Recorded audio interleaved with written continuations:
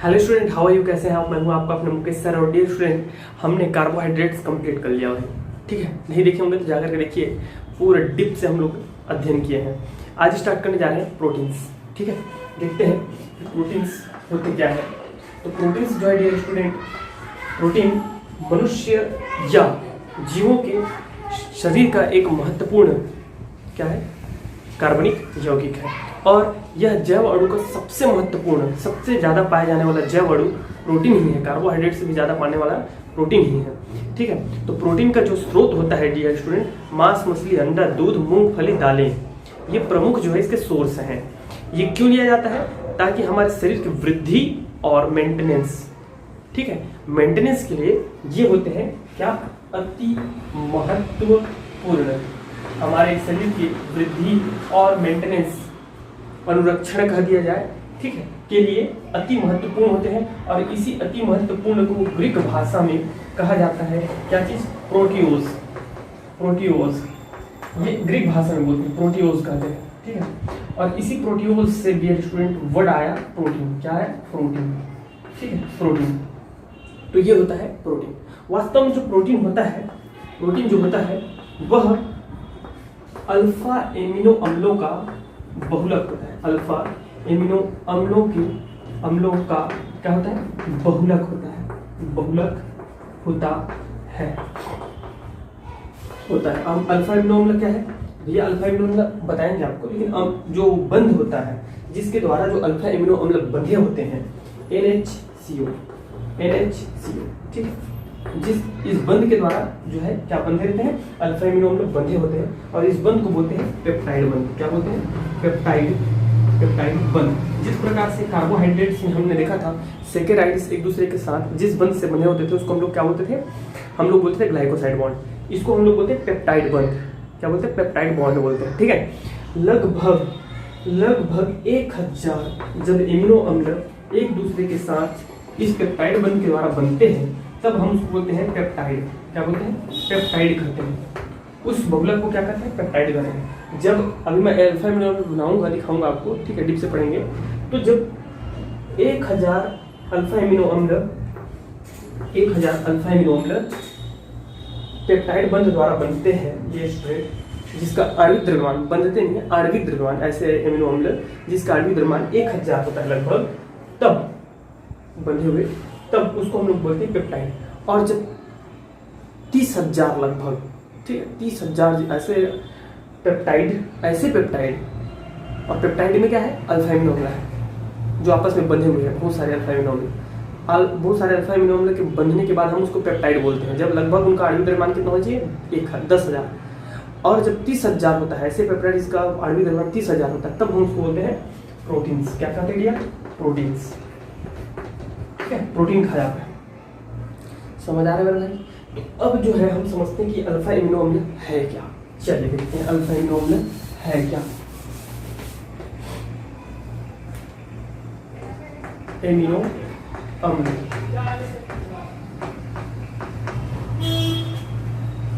Amino अम्ल जो होता है डियर, एमिनो अम्ल जो होता है वह वास्तव में अम्ल द्विक्रियात्मक समूह युक्त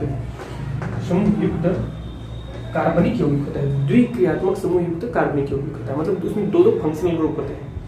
ठीक है, युक्त क्रियात्मक समूह होता है, जिसमें एक समूह होता है COOH, जिसको हम लोग बोलते हैं कार्बोक्सिलिक समूह।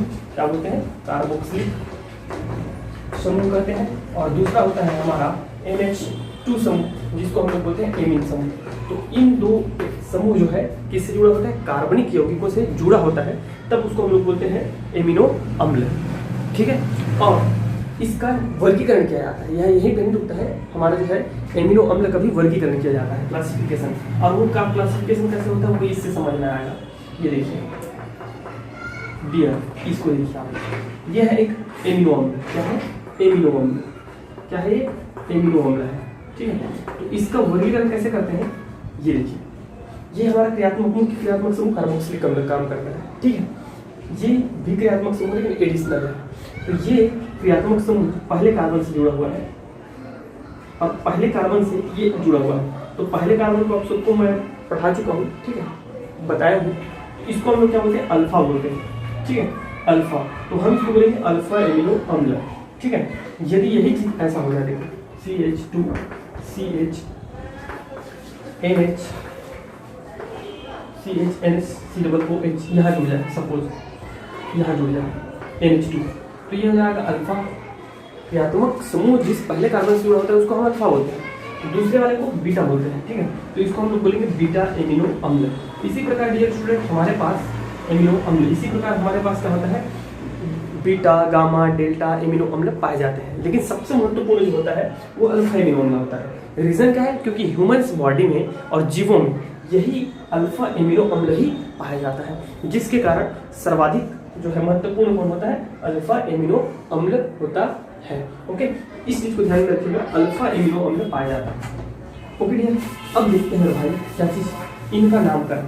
तो इनका जो है एमिनो अम्लों का जो नामकरण हुआ है वह उनके प्राप्ति के सोर्स के आधार पर हुआ है, जैसे कि हमने कार्बोक्सिलिक अम्ल का जाना था, फॉर्मिक अम्ल, एसिटिक अम्ल, फॉर्मिका नामक चीटी से मिला इसलिए फॉर्मिक अम्ल, एसिटम से मिला विनेगर से इसलिए एसिटिक अम्ल, ठीक है, बटर मक्खन से मिला इसलिए ब्यूट्रिक अम्ल।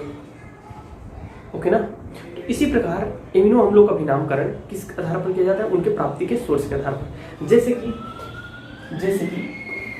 ग्लाइसिन। ग्लाइसिन एक प्रोटीन है, यह प्रोटीन वास्तव में स्वाद में मीठा होता है, ठीक है, और मीठे चीजों में पाया जाता है। तो इस मीठा को हम लोग, मीठा को ग्रीक वर्ड में बोला जाता है ग्लूकोज। क्या, ग्लूकोज, ऐसा ग्लूकोज दिखाता है, देखिए ग्लूकोज, ठीक है, ग्लूकोज, लेकिन आपको यही ग्लूकोज जानना है, ग्लूकोज। तो इस ग्लूकोज को, मीठा को हम ग्लूकोज कहते हैं, और उसी ग्लूकोज से क्या आ गया ग्लाइसिन आ गया। उसी प्रकार डियर स्टूडेंट मक्खन, मक्खन में जो हमारा प्रोटीन पाया जाता है उसको बोलते हैं, सॉरी मक्खन में पनीर, पनीर में जो आपका प्रोटीन्स पाया जाता है, ठीक है, इसको बोलते हैं टायरोसिन। क्या बोलते हैं, टायरोसिन, टायरोसिन, ठीक है, क्योंकि पनीर को क्या बोलते हैं ग्रीक वर्ड में टायरोस बोलते हैं, तो इसलिए टायरोसिन हो गया। तो TYR। तो डियर स्टूडेंट वास्तव में इन सभी प्रोटीन्स को उसके प्रारंभिक 3 अक्षर से प्रदर्शित किया जाता है, जिसकी ग्लाइसिन कभी लिखना है तो GLY लिखना पड़ेगा आपको, ग्लाइसिन। टायरोसिन लिखना है तो TYR लिखना पड़ेगा, ठीक है। इसी प्रकार आपको बहुत सारा एल्ब्यूमिन लिखना है तो ALB लिखना पड़ेगा। ऐसे ढेर सारे हमारे प्रोटीन्स हैं जो मैं दिखाता हूँ आपको, ठीक है। तो उनको हम प्रारंभिक 3 अक्षरों से उसको शो करते हैं, ठीक है भैया। देख लेते हैं इनका फिर से वर्गीकरण, अम्लीय एमिनो अम्ल, क्षारीय एमिनो अम्ल और उदासीन एमिनो अम्ल। तो क्या होता है अम्लीय एमिनो अम्ल, अम्लीय एमिनो अम्ल, ये वर्गीकरण किया गया है उनके लिए अम्लीयता के आधार पर कह दीजिए, या उसके जो है किसके आधार पर, हाइड्रोजन आयन सांद्रण के आधार पर, ठीक है। तो अल्फा एमिनो अम्ल, अम्लीय एमिनो अम्लों को समझने के लिए आपको पुनः फिर से जाना पड़ेगा डियर स्टूडेंट कि एमिनो अम्ल क्या है। एमिनो अम्ल हमारा कुछ इस प्रकार होता है ना।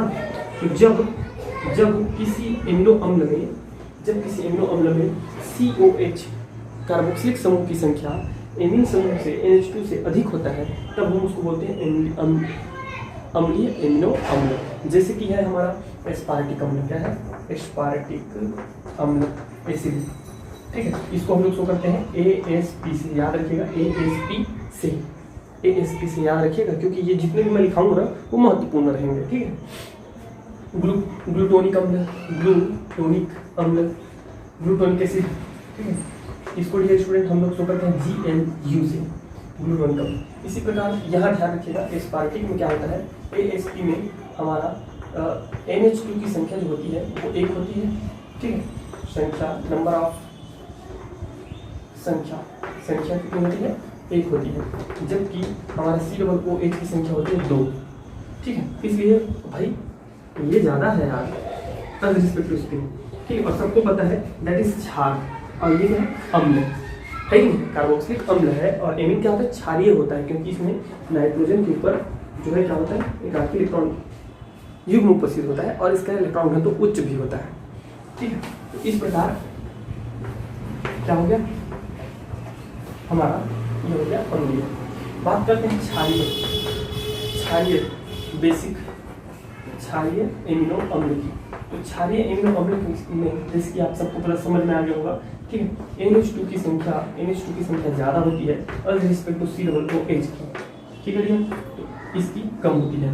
जैसे कि हमारा है, इसका एग्जांपल है ये स्टूडेंट, वो है आपका एस्पार्टिक है, ग्लूटोनिक है, leucine, sorry lysine, LYS lysine. यह डियर स्टूडेंट हमारा NH2 का मान जो है क्या होता है, 2 होता है, जबकि नंबर ऑफ NH2 2 होता है, नंबर ऑफ COOH जो है 1 होता है, इसलिए हम इसको बोलते हैं क्षारीय। ठीक है। बात करते हैं उदासीन, तो सबको समझ में आ गया होगा, उम्मीद करता हूँ। उदासीन एमिनो अम्ल हम उसको बोलेंगे जिसमें COOH और NH2 की संख्या क्या होगी, बराबर होगी। ठीक है, तब हम उसको बोलते हैं, जैसे कि इसका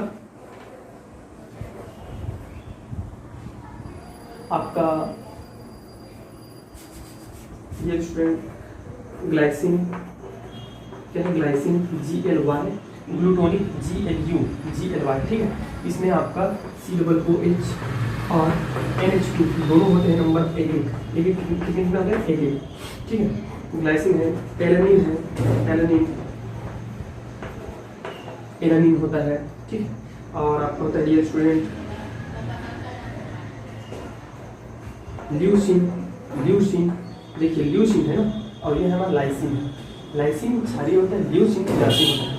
ल्यूसिन ये वॉलिन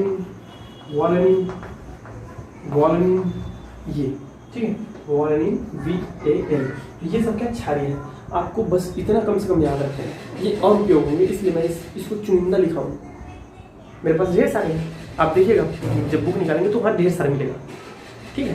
लेकिन ये ऐसे हैं जो फिर से रिपीट होंगे, तो भाई मुझे जब 4-5 एग्जाम्पल्स चाहिए होंगे तो मैं ऐसा ना एग्जाम्पल चुनूंगा जो और यूज हो, मोर एंड मोर, ताकि बच्चे ज़्यादा याद करने से, डिफरेंट को याद करके भूल जाने से अच्छा है कम पढ़ें, लेकिन उसको अच्छे से पढ़ें और याद भी रखें। उसको 2-3 बार यूज करोगे याद हो जाता है, ठीक है। तो फिर से एक बार देख लीजिए डियर स्टूडेंट, कौन कौन सा है। एस्पार्टिक अम्ल ASP, ठीक है। ग्लूटोनिक अम्ल एसिडिक में है, अम्लीय एमिनो में ग्लूटोनिक अम्ल, GLU ग्लूटोनिक अम्ल, ठीक है। आपका क्षारीय एमिनो अम्ल में है मोस्ट सबसे और एक ही लाइसिन LYS लाइसिन, ठीक है। जबकि यहाँ का है leucine, violin, alanine and glycine, ठीक है, ग्लाइसिन। इतना को कम से कम आप लोग जो है ध्यान में रखिएगा, ठीक है। ग्लाइसिन ये स्टूडेंट और चर्चा करते हैं इनके बारे में।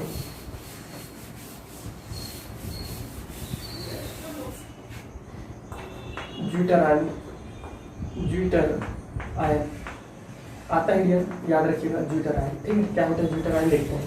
आप सबको पता है अल्फा एमिनो अम्ल की संरचना जो होती है वो कुछ इस प्रकार होती है ना। तो अल्फा आपको ऐसे लिखना है, अल्फा एमिनो अम्ल की संरचना बनानी ही है, डेफिनेटली बनानी है, ठीक है। तो चूंकि अल्फा एमिनो अम्लों में या एमिनो अम्लों में क्षारीय समूह NH2 एवं उदासीन समूह अम्लीय समूह COOH दोनों उपस्थित होते हैं, एवं क्षार NH2 समूह अर्थात क्षार प्रोटॉन दाता होता है तथा अम्ल प्रोटॉन दाता होता है तथा क्षार प्रोटॉन ग्राही होता है। इस कारण इन दोनों के मध्य NH2 और COOH के मध्य प्रोटॉन का अंतर आदान प्रदान होता है, जिसके कारण ये स्टूडेंट हमारा तथा C कार्बोक्सिलिक अम्ल पर ऋणावेश एवं एमीन समूह पर धनावेश आ जाता है, क्योंकि ये जो है क्या करेगा, प्रोटॉन का दाता है तो H+ त्यागेगा, H+ त्यागता है, उसी को हम लोग अम्ल बोलते हैं। और ये क्या करेगा, ग्रहण करेगा, क्योंकि प्रोटॉन ग्राही को ही हम लोग क्षार करते हैं। इस प्रकार डियर स्टूडेंट क्या होता है, उन दोनों के जो है बीच प्रोटॉन के आदान प्रदान के फलस्वरूप एमिनो अम्ल एक लवण की भांति कार्य करने लगता है, जिसे हम ज्यूटर आयन कहते हैं। ज्यूटर क्या करते हैं, ज्यूटर आयन या लवण करते हैं। याद रखिएगा, ये क्वेश्चन कभी आ जाता है 2-3 मार्क्स में, तो ज़्यादा बड़े मार्क्स में नहीं आता, 2-3 मार्क्स में आता है। तो आपको इतना लिखना है और इसको बना के जरूर दिखाना है 100%, तभी समझ में आता है, ठीक है। अब देख लेते हैं पेप्टाइड बंध क्या है और पेप्टाइड क्या है और प्रोटीन क्या है अगेंस्ट, ठीक है। तो डियर स्टूडेंट पेप्टाइड बंध क्या है, मैं जिसमें पहले बता चुका हूँ आपको, ठीक है। पेप्टाइड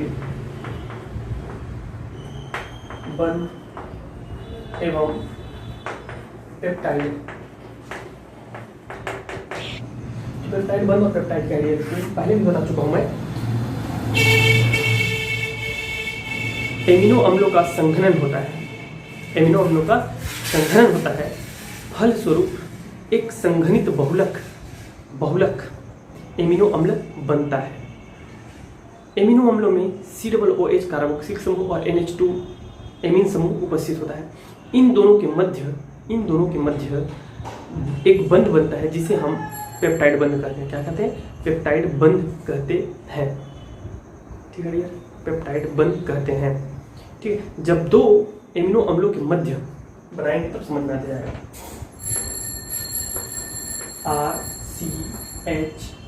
RCH NH या NH इधर रख दीजिएगा, NH2 और इधर रख देंगे COOH। एक हमारा एमिनो अम्ल है और एक और एमिनो अम्ल देखिए, इधर देखिए सब लोग, CH NH2। तो मैं इसको HNH लिख सकता हूँ, है ना, NH2 है ये। तो जब दो एमिनो अम्ल पास आते हैं तो उनके कार्बोक्सिलिक अम्ल समूह, क्रियात्मक समूह और NH2 एमीन समूह के मध्य एक बंध बनता है और जल विमुक्त हो जाता है। ये देखिए, ये लिखिएगा H2O। ठीक है, H2O विमुक्त हो जाता है। तो यहाँ भी विमुक्त हो जाएगा, एक हाइड्रोजन कम रहेगा क्योंकि कंटिन्यू चलेगा भाई, कंटिन्यू चलते ये आ रहा है। तो उसके जल विमुक्त होने से एक बंध बनता है जिसे क्या बंध बोलते हैं? पेप्टाइड बंध कहते हैं। पेप्टाइड बंध कहते हैं, पेप्टाइड बंध कहते हैं। ठीक है, और इस प्रकार जब दो, यहाँ पे कितने हैं एमीन अम्ल? दो एमीन अम्ल है ना, दो। तो इस प्रकार जब दो एमीन अम्ल मिल करके एक पेप्टाइड बंध बनाते हैं, तब इसे हम लोग बोलते हैं डाई पेप्टाइड कहते हैं। यदि यहीं पे अगर हमारा 3 एमिनो अम्ल हो गया तो उसको ट्राइपेप्टाइड, 4 हो गया तो टेट्रापेप्टाइड, 5 हो गया तो पेंटापेप्टाइड। इस प्रकार 10 से अधिक होने पर हम उसको बोलते हैं पॉलीपेप्टाइड बोलते हैं। क्या बोलते हैं? पॉलीपेप्टाइड कहते हैं, याद रखिएगा, पॉलीपेप्टाइड। और जब 100 से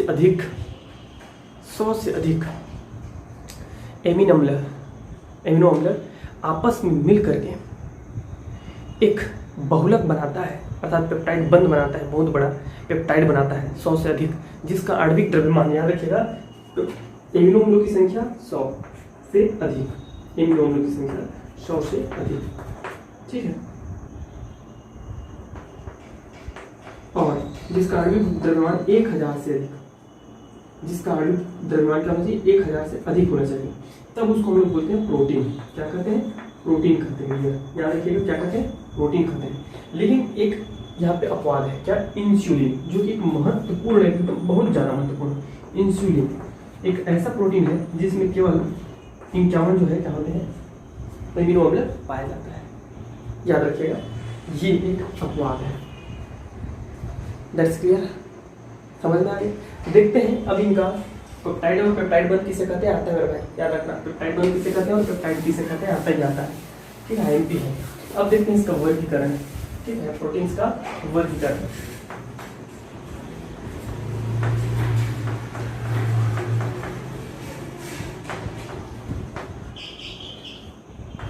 पहला डियर स्टूडेंट इसका क्या चीज देखिए, आणविक संरचना के आधार पर। किस पर? आणविक संरचना के आधार पर। और इसको 2 भाग में बांटा गया है। कौन कौन से भाग में भैया? एक है रेशेदार, ठीक है, रेशेदार प्रोटीन, और दूसरा होता है ग्लोब्यूलर प्रोटीन। ठीक है, तो ये जो हमारा रेशेदार जो प्रोटीन होता है, ये स्टूडेंट, रेशेदार प्रोटीन होता है, वह जिसके नाम से स्पष्ट है कि इसका यह प्रोटीन रेसों के जैसे, ठीक है, फाइबर के जैसे, या रेसों के जैसे या फाइबरों के जैसे होते हैं। रेसों या फाइबरों के जैसे होते हैं, जिसमें आपका पेप्टाइड जो है, ये स्टूडेंट समांतर क्रम में व्यवस्थित होता है, समांतर क्रम में व्यवस्थित होता है एवं एक दूसरे के साथ हाइड्रोजन बंध, किसके द्वारा, हाइड्रोजन बॉन्ड, हाइड्रोजन बंध या कार्बन डाइसल्फाइड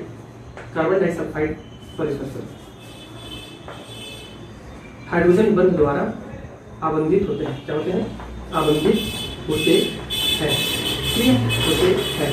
इनका मुख्य कार्य क्या है दिया, मुख्य कार्य है, इनका मुख्य कार्य, रेशेदार का मुख्य कार्य जो है वह ऊतकों को संरचना प्रदान करने में, ऊतकों को संरचना प्रदान करने में, जैसे कि कैरोटीन एक ऐसा प्रोटीन है जिसके कारण हमारा जो नख, नाखून, बाल एवं त्वचा में वृद्धि होती है, एवं त्वचा में क्या होती है, वृद्धि होती है। ठीक है, इतना चीज जो है आप याद रखिएगा। रेशेदार या इसको हम लोग फाइबर प्रोटीन भी बोलते हैं। क्या बोलते हैं, फाइबर प्रोटीन। तो यह फाइबर या रेशेदार के समान होती है जिसमें पॉलीपेप्टाइड श्रृंखलाओं के मध्य, क्या पाया जाता है, समांतर क्रम पाया जाता है और उनके मध्य किस कारण जुड़े होते हैं, वो दोनों हाइड्रोजन बंध के कारण जुड़े होते हैं। श्रृंखला तो किसके कारण जुड़ा होगा, आपका पेप्टाइड बंध के द्वारा जुड़ा होगा, लेकिन ये दोनों कैसे जुड़े होंगे, तो ये जुड़े होते हैं हाइड्रोजन बंध के द्वारा। ठीक है, आगे देखेंगे हम लोग, एकदम समझ में आ जाएगा आपको आसानी से। हाइड्रोजन बंध के द्वारा जुड़े होते हैं। इनका मुख्य कार्य होता है आपको ऊतकों को संरचना प्रदान करने में, जैसे कि कैरोटीन है एक रेशेदार प्रोटीन है जो नाखून, बाल एवं त्वचा की वृद्धि में सहयोग करता है। नहीं सहयोग, इन्हीं के कारण क्या होता है, वृद्धि होती है। ठीक है, देख लेते हैं दूसरा, ग्लोब्यूलर, इसे दानेदार भी बोलते हैं स्टूडेंट, दानेदार। ठीक है, दानेदार प्रोटीन तो नाम से स्पष्ट है। ग्लोब्यूलर प्रोटीन, दानेदार प्रोटीन जो है गोल आकार का होता है, किस आकार का, गोल आकार का। लेकिन हमारा जो वो है वो तो श्रृंखला के रूप में पाया जाता है, पॉलीपेप्टाइड बॉन्ड है ना। तो जैसे कि आर है, आर CH, यहाँ NH है, ठीक है, CO NH, फिर से हमारा जाएगा, कैसे जाएगा, क्या कर दिया यार, सही है, CHRCO। तो ये स्टूडेंट क्या होता है, गोल घूम जाते हैं, गोल, और कुंठित होकर के क्या बनाते हैं, ऐसा लगता है जैसे गोल जो है दानेदार है। ठीक, बहुत छोटे छोटे भैया ये लोग, बहुत छोटे छोटे। ओके, जैसे कि आप फील कर रहे हो ना, वैसे नहीं, बहुत छोटे छोटे हैं। तो ये गोल दानेदार बबल्स के रूप में इस प्रकार, तो ये जो है मुड़ करके गोल गोल जो है इस प्रकार दानेदार क्या होता है, प्रोटीन का निर्माण करते हैं और जल में घुलनशील होते हैं। अच्छा, इसको नहीं बताता मैं, ये जो है डियर स्टूडेंट जल में अघुलनशील होता है। क्या होता है, जल में अघुलनशील होता है, अघुलनशील। जबकि हमारा ये जो होता है जल में क्या होता है, घुलनशील होता है। याद रखिएगा, क्या, घुलनशील। ठीक है, बात करते हैं इसका कार्य क्या होता है। तो जैसे इसका सबसे बेहतरीन उदाहरण है इंसुलिन। क्या है, इंसुलिन। तो इंसुलिन जो है डियर स्टूडेंट, इंसुलिन सबको पता है, इंसुलिन का कार्य क्या है, हमारे बॉडी में ग्लूकोज को मेंटेन करना। क्या करना, ग्लूकोज को मेंटेन करना एवं बाह्य बीमारियों से प्रतिरक्षा का भी कार्य करता है। ग्लूकोज का मुख्य, इंसुलिन का मुख्य कार्य है हमारे बॉडी के जो है शर्करा, ग्लूकोज को मेंटेन करके रखना। भाई मेंटेन है, इसलिए कहा जाए तो बहुत सारी बीमारी नहीं होती। और सबको पता है अगर इंसुलिन मेंटेन नहीं होता तो फिर सीधा सीधा डायबिटीज है ना, शुगर का बीमारी होता है डायरेक्ट। ओके, समझ में आ रहा है कि नहीं आ रहा है। देखो एक्चुअल में अभी बहुत ज़्यादा होने लगा है। ठीक है, इस चीज़ की बीमारी बहुत ज़्यादा होने लगी। उसका रीज़न क्या है, मेन रीज़न है एल्कोहल। सबसे बड़ा रीज़न होता है एल्कोहल। ठीक है, एल्कोहल लेने के कारण क्या होता है, आपके बॉडी में इंसुलिन का निर्माण होना कम हो जाता है। ठीक है, इंसुलिन का निर्माण होना कम हो जाता है, जिसके कारण हमारा जो है ग्लूकोज मेंटेन नहीं हो पाता और हम हल्का से भी शुगर इनहेल करते हैं, ग्रहण करते हैं, तो वो क्या करता है, हमारे बॉडी में मिल के, हमारे ब्लड में मिल करके, क्योंकि उसको पाचन करने वाला इंसुलिन तो नहीं बन पा रहा है, प्रोटीन नहीं बन पा रहा है ना, उसको पाचित कौन करता है, इंसुलिन नामक प्रोटीन पाचित कर रहा है इसको। अब प्रोटीन ही नहीं बनेगा तो आप थोड़ा सा ही मात्रा में लोगे, जिसके बॉडी में बहुत ज़्यादा इंसुलिन बन रहा है ना, मेंटेन है इंसुलिन, तो फिर कितनों से वो शुगर खाए, उसको शुगर नहीं होने वाला है। कितनों मीठा खाए, शुगर नहीं होने वाला है। इसलिए देखते होंगे आप लोग, कई लोग बहुत कम मीठा खाते हैं फिर भी उसको शुगर आता है। बचपन से, ऐसी बात नहीं बोलूँ कि शुगर होने के बाद है, बचपन से मीठा नहीं खाते फिर भी शुगर हो जाता है। रीज़न क्या है, क्योंकि उनका इंसुलिन नहीं बन पाता एल्कोहल के कारण, तो इसलिए थोड़ा सा भी शुगर लेते हैं, मीठा खाते हैं, तो वो क्या हो जाता है, उनको शुगर हो जाता है। ठीक है, जबकि एक व्यक्ति जिसके बॉडी में अच्छे से इंसुलिन कार्य कर रहा है, बन रहा है, तो बहुत सारा मीठा भी खाता है तो भी उसको प्रॉब्लम नहीं आती। दैट्स क्लियर, ओके यार। चलिए, इसका फिर अभी हमने किस आधार पर देखा, आणविक संरचना के आधार पर देखा। अभी हम देखते हैं इसकी जो है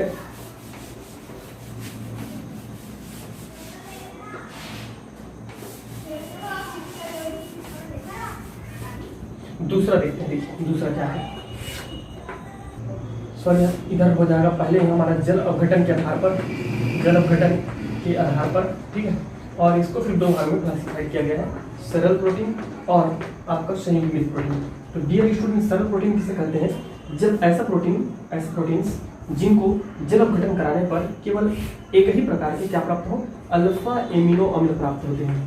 ठीक है, जितने भी एमिनो अम्ल प्राप्त हो रहे हो, क्योंकि आप सबने देखा जब आपका वो बनता है क्या, बॉन्ड बनता है ना, बॉन्ड बनता है, तो वो जो बॉन्ड बनता है स्टूडेंट, उसके बॉन्ड बनने के फलस्वरूप OH क्या होता है, एक जो है हमारा, एक जो है जल के अणु बाहर निकलता है ना, एक जो है जल का अणु बाहर निकल जाता है, H2O बाहर निकलता है। तो यदि मैं जल के अणु को वापस यहाँ पे लाऊं तो इस क्या होगा, ये पेप्टाइड बॉन्ड जो है टूट जाएगा। ठीक है, तो उससे क्या होगा, हमारा रिलीज होंगे क्या चीज, एमिनो अम्ल रिलीज होंगे। यदि वो एमिनो अम्ल एक ही प्रकार के अल्फा एमिनो अम्ल है, तब हम उसको बोलते हैं सरल एमिनो अम्ल। ठीक है, याद इतना ही बस रखना है, कुछ नहीं। इसके एग्जाम्पल है ये स्टूडेंट, जैसे गेहूं में पाया जाने वाला आपका ग्लूटेनिन ना, ग्लूटेनिन प्रोटीन है। ठीक है, चावल में पाया जाने वाला ऑक्सीजोनिन प्रोटीन है। ठीक है, बाल और नाखून में पाया जाने वाला आपका कौन सा है, बता दीजिए भैया। बाल और नाखून में पाए जाने वाला, अभी जस्ट बताया मैं, कहाँ चला गया, बाल और नाखून में पाया जाने वाला है हमारा कैरोटीन। ठीक है, कैरोटीन। और इसी प्रकार ये स्टूडेंट हमारा जो अंडा में पाया जाने वाला, अंडा में एल्बुमिन। ठीक है, क्या पाया जाता है, एल्बुमिन पाया जाता है। तो ये जो है एग्जाम्पल है। ठीक है, ये सरल जो है हमारा सरल प्रोटीन के उदाहरण है। ठीक है, इनमें केवल अल्फा एमिनो अम्ल प्राप्त होंगे। संयुग्मित एमिनो अम्ल किसे कहते हैं, जब हम ऐसे प्रोटीन जिनका जल अपघटन करने पर अल्फा एमिनो के साथ साथ अन्य पदार्थ भी उत्पन्न होते हैं या निकलते हैं या मुक्त होते हैं, तब उसे हम लोग बोलते हैं संयुग्मित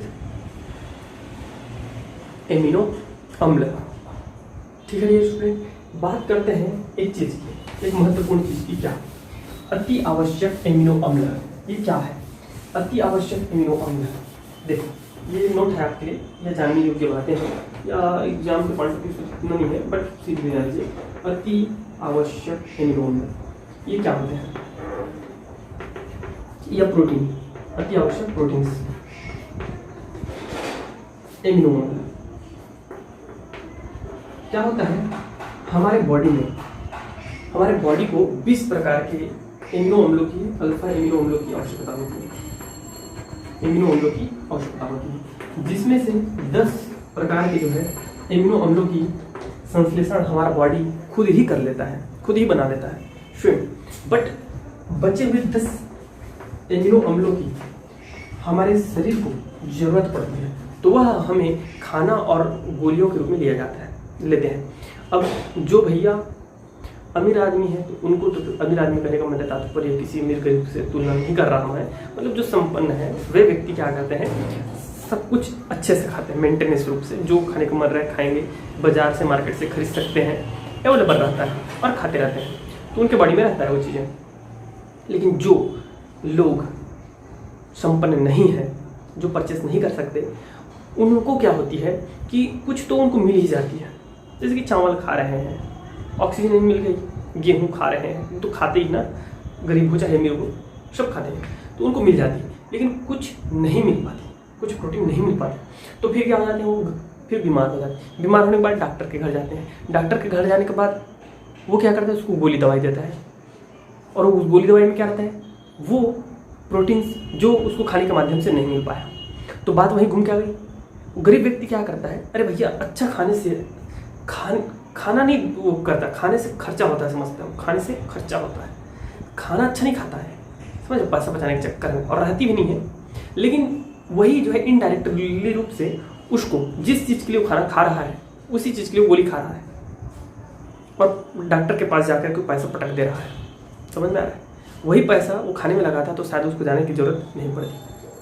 ठीक है, और उनको लगता है कि हमारा तबीयत दूसरे वजह से खराब हो रही है। नहीं, सबसे मेन रीज़न है तबीयत खराब होने का वो है आपके अंदर पोषक तत्वों की कमी। ठीक है, तो अन्य 10 अमीनो अम्ल जो हमको नहीं प्राप्त हो पाते उनको हम गोली दवाइयों के माध्यम से, खाना के माध्यम से लेते हैं। और डियर स्टूडेंट, अगर नहीं मिल पाता तो जो बीमारियां होती है वो है आपका क्वाशियोरकर। ठीक है, अगर नहीं मिल पाता तो क्वाशियोरकर, इनीमिया जिसको हम लोग आधा सीसी बोलते हैं, ठीक है, इनीमिया, ठीक है, जैसे बीमारियां स्वाभाविक रूप से हो जाती हैं। ठीक है डियर स्टूडेंट, समझ में आया सब चीजें? वेरी बढ़िया। चलिए आगे बढ़ते हैं। प्रोटीन की संरचना, प्रोटीन की संरचना। डियर स्टूडेंट, प्रोटीन की जो संरचना होती है वो 2 भागों में बांटा गया है। प्राथमिक संरचना, ठीक है, और द्वितीयक संरचना। फिर द्वितीयक संरचना को और बांटेंगे हम, बट देखिए प्राथमिक संरचना। तो प्राथमिक संरचना जो होती है वो वास्तव में ये सिंपल है। प्राथमिक सिंपल रहता है। कैसे सिंपल रहता है कि हम जानते हैं कि किसी भी प्रोटीन्स में ढेर सारी पॉलीपेप्टाइड्स होते हैं और वे पॉलीपेप्टाइड्स एक दूसरे के साथ एक निश्चित क्रम में, विशिष्ट क्रम में व्यवस्थित होते हैं। ठीक है, पॉलीपेप्टाइड एक विशिष्ट क्रम में, एक विशिष्ट क्रम में व्यवस्थित रहते हैं, जिसे प्राथमिक संरचना कहते हैं। प्राथमिक संरचना कहते हैं। जैसे कि हमारा है होमोग्लोबिन। होमोग्लोबिन प्रोटीन में डियर स्टूडेंट 574 क्या होता है आपका पेप्टाइड होते हैं। 574 पेप्टाइड होता है, जिसमें एक निश्चित क्रम पाया जाता है। ये देखिए कैसे क्रम पाया जाता है।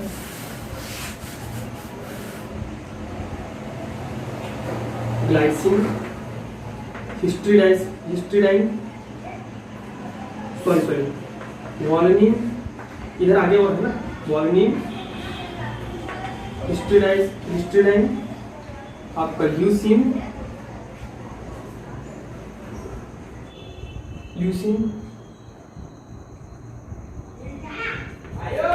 थ्रोनिन,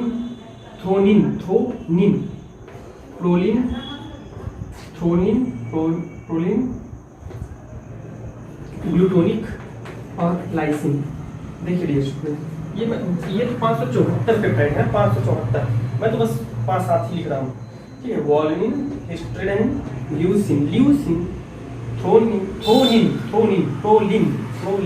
ग्लूटोनिक और लाइसिन। ठीक है, अगर इस क्रम में एक भी बदलाव आता है, तो इस, जैसे कि यहाँ पे बदलाव कर देता हूँ मैं, वॉलिन, ठीक है, लाइसिन, तो इस, ये जो है हीमोग्लोबिन है, और इस हीमोग्लोबिन में एक भी बदलाव आता है तो उसको बोलते हैं हम लोग विकृत हीमोग्लोबिन। क्या बोलते हैं? विकृत हीमोग्लोबिन। और डियर स्टूडेंट, इस विकृत हीमोग्लोबिन के कारण क्या होता है? इसी विकृत हीमोग्लोबिन के कारण हमको जो होता है वो होता है हसिया रोग। क्या होता है? हसिया रोग, जिसे आप इस रूप में ज़्यादा जानते हैं, सिकल सेल। क्या? Sickle cell. ठीक है, ये बीमारी हो जाती है सिर्फ एक के परिवर्तन से मात्र। हीमोग्लोबिन में प्रोटीन के एक प्रोटीन के परिवर्तन से क्या हो जाता है? सिकल सेल हो जाता है। इतना पावरफुल है भाई। अब देखते हैं द्वितीयक। तो द्वितीयक को डियर स्टूडेंट, द्वितीयक जो संरचना होती है उसको 2 रूपों में और विभक्त किया गया है। द्वितीयक को 2 भागों में बांटा जाता है। द्वितीयक संरचना,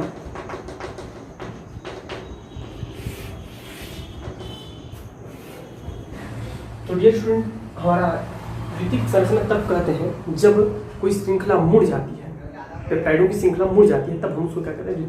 द्वितीयक संरचना कहते हैं। पहला है अल्फा हेलिक्स। तो अल्फा हेलिक्स किस कहते हैं? जब हमारी जो संरचना है वो दक्षिणावर्ती पेंच समझते हो?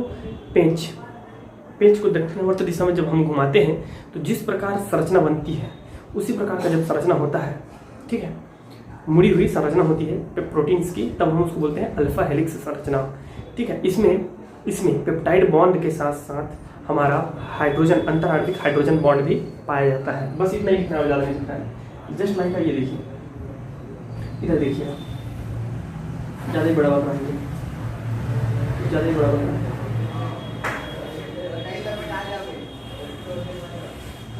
इस प्रकार से, ठीक है। तो हम सबको पता है प्रोटीन्स में ये पाया जाता है RCH, ठीक है, COONH2। तो यहाँ से H2 बाहर निकलता है, तो सबको पता है ये NH क्या बन जाता है, इस प्रकार पेप्टाइड बॉन्ड, ठीक है, CHRCOHN, ठीक है। तो यह पेप्टाइड बॉन्ड, पेप्टाइड बॉन्ड। तो डियर स्टूडेंट, यहाँ पेप्टाइड बॉन्ड के साथ साथ हाइड्रोजन बॉन्ड भी पाया जाता है। क्यों हाइड्रोजन बॉन्ड पाया जाता है ये देखिएगा, क्यों पाया जाता है ये देखिएगा, समझ में आया है आपको। जस्ट लाइक ये C आपको देखिए, उम्मीद करता हूँ C, ठीक है, C डबल बॉन्ड O, ठीक है, C double bond O, NH है, ठीक है, NH है। तो NH के मध्य क्या है, हाइड्रोजन बॉन्ड हो गया, सॉरी NH के मध्य पेप्टाइड बॉन्ड हो गया, ये पेप्टाइड बॉन्ड हो गया। लेकिन आगे जब फिर से यही चीज़ आती है तो इसमें होता क्या है, देखिए NH, ये H हो गया है ना भाई। अब क्या होगा, C डबल बॉन्ड फिर O, ठीक है। तो यहाँ एक्चुअल में डियर स्टूडेंट ये घूम के इस प्रकार व्यवस्थित हो जाता है कि यहाँ O पहले आ जाता है, OC इस प्रकार, ठीक है। तो होता क्या है, ये एक प्रबल ऋण विद्युत है, नाइट्रोजन और ऑक्सीजन भी प्रबल ऋण विद्युत है, और उसके बीच में हाइड्रोजन जो है प्रबल धन विद्युत है।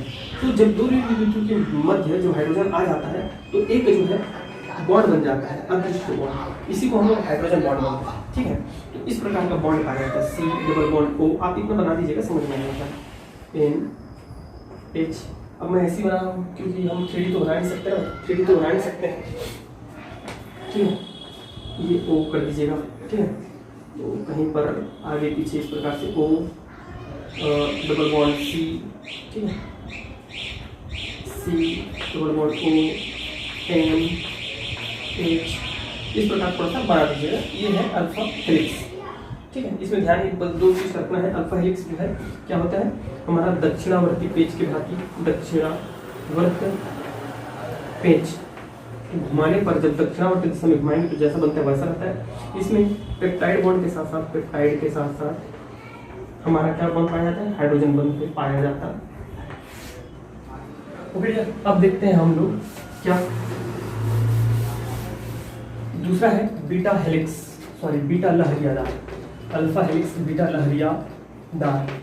इस प्रकार का ये जो है नाम है, ये द्वितीयक संरचना है। द्वितीयक संरचना में क्या होता है, द्वितीयक संरचना में जो है वही सब चीज़ें पाई जाती है, प्राथमिक संरचना जैसी ही होती है, बट इसमें जो है लहर क्या बोलते हैं आपका दक्षिणा पेच जैसे नहीं होता, बट इसमें क्या होता है, हमारा जो पॉलीपेप्टाइड्स बॉन्ड होते हैं वह समांतर क्रम में व्यवस्थित होता है, और उसके साथ ही साथ वे एक दूसरे से बाइंडिंग होते हैं, मुड़े हुए होते हैं, एक दूसरे में जुड़े हुए होते हैं, ठीक है। और इसमें भी हाइड्रोजन के साथ पेप्टाइड बॉन्ड के साथ साथ हाइड्रोजन बॉन्ड भी पाया जाता है। जैसे कि इसकी संरचना ही मेन है, इधर देखिएगा कैसे बनाना है,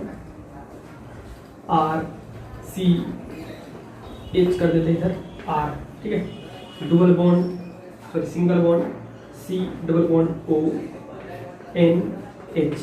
ये देखिए ये पेप्टाइड बॉन्ड है, कहाँ है अभी वो भी नहीं है, समझ में आएगा, बेहतरीन तरीके से समझ में आएगा, ये वाला कंसेप्ट आपको अच्छे से समझ में आता है। ये देख लिया क्या है, ये एक एमिन समूह का अणु जो है हमारा, इधर H कर दीजिए, R कर दीजिए, इधर H कर दीजिए। ये क्या है, एक हमारा एमिनो अम्ल है, और ये क्या है, एक एमिनो अम्ल है, ये देखो ना RCH, ठीक है, RCH, और यहाँ है हमारा NH, और ये है C डबल O CO। तो यहाँ से क्या हुआ है, एक्चुअल में हमारा एक, सबको पता है इधर एक और इधर OH, इतना जो है जल के जब निकलते हैं बाहर तभी तो हमारा क्या बनता है, पेप्टाइड बॉन्ड बनता है। तो पेप्टाइड बॉन्ड जब बनेगा तो क्या होगा, CO और NH दोनों के मध्य पेप्टाइड बॉन्ड बनता है। अब यहाँ देखिए ये ऋणावेशी है और ये जो है इलेक्ट्रोनेगेटिविटी है। तो यहाँ पे जो है एक धनावेशी हमारा हाइड्रोजन है, तो हाइड्रोजन और ऑक्सीजन के मध्य एक क्या बन जाता है, एक हाइड्रोजन बॉन्ड का निर्माण हो जाता है। इस प्रकार ये है हमारा NHCO NH क्या चीज़, पेप्टाइड बॉन्ड, और यहीं की मध्य रहता है क्या चीज़, हाइड्रोजन बॉन्ड, हाइड्रोजन बॉन्ड और पेप्टाइड बॉन्ड। तो इसमें क्या होती है डियर स्टूडेंट, इसमें ये प्रक्रिया आगे बढ़ती है, ठीक है, ये प्रक्रिया आगे बढ़ती है। C double bond O, C H R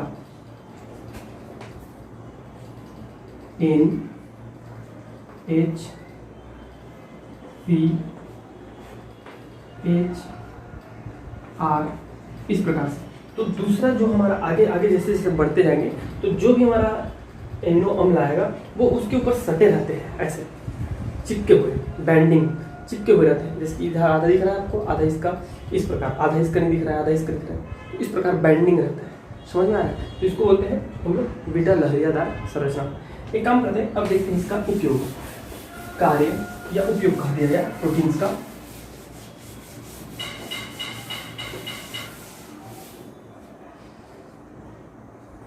protein के कार्य, प्रोटीन के कार्य, तो मुख्य कार्य क्या क्या है ये देखिएगा। मेम्ब्रेन,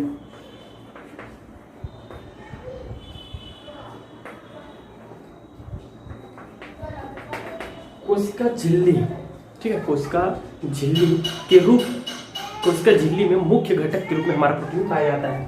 कोशिका झिल्ली में मुख्य घटक के रूप में प्रोटीन पाया जाता है, कोशिका झिल्ली में मुख्य घटक के रूप में पाया जाता है। अभी हम पढ़ने वाले हैं डियर स्टूडेंट्स, के बाद जस्ट हम पढ़ेंगे क्या चीज़, एंजाइम। तो जितने भी हमारे एंजाइम होते हैं, एंजाइम जैव अणु होते हैं, वे सभी जैव अणु प्रोटीन ही होते हैं, ठीक है। और उनका कार्य क्या रहता है, हमारे पाचन तंत्र में लगभग बहुत सारे बॉडीज, बहुत सारे पार्ट्स में एंजाइम्स पाए जाते हैं, ठीक है। स्पेशली हमारा पूरा आहार नाल में, ठीक है, मुंह से लेकर पाचन ग्रंथि तक क्या पाया जाता है, एंजाइम पाया जाता है, ठीक है। तो उनके बारे में पढ़ेंगे। तो मुख्य रूप से एंजाइम के रूप में पाए जाते हैं, जो कि हमारे जैविक प्रक्रियाओं में बहुत महत्वपूर्ण भूमिका निभाती है। नेक्स्ट आता है डियर स्टूडेंट आपका हार्मोन के रूप में, हार्मोन जैसे कि इंसुलिन, ठीक है। इंसुलिन, तो इंसुलिन की कमी से भैया सबको समझ में आ गया है, ठीक है। क्या होता है, हमारे जो है बॉडी का ग्लूकोज लेवल जो है बिगड़ जाता है, जिसके कारण फिर बीमारियां स्वाभाविक रूप से, ठीक है। तो इंसुलिन, ऐसे बहुत सारे और है, ठीक है। ब्लड में आपका हीमोग्लोबिन, हीमोग्लोबिन जो कि क्या करता है, ऑक्सीजन को ले जाने का कार्य करता है, ऑक्सीजन वाहक के रूप में उपयोग किया जाता है। तो ऐसे बहुत सारे प्रोटीन्स हैं, इसके अतिरिक्त तो बहुत सारे हैं, ठीक है। सबसे ज़्यादा जैव अणु प्रोटीन ही होते हैं, हमारे बॉडी में बहुत ज़्यादा जरूरत है प्रोटीन की, ठीक है। तो आज की क्लास में बस नहीं, नेक्स्ट क्लास में देखेंगे एंजाइम्स, एक क्लास पूरा एंजाइम में, ठीक है। Thank you very much and best of luck.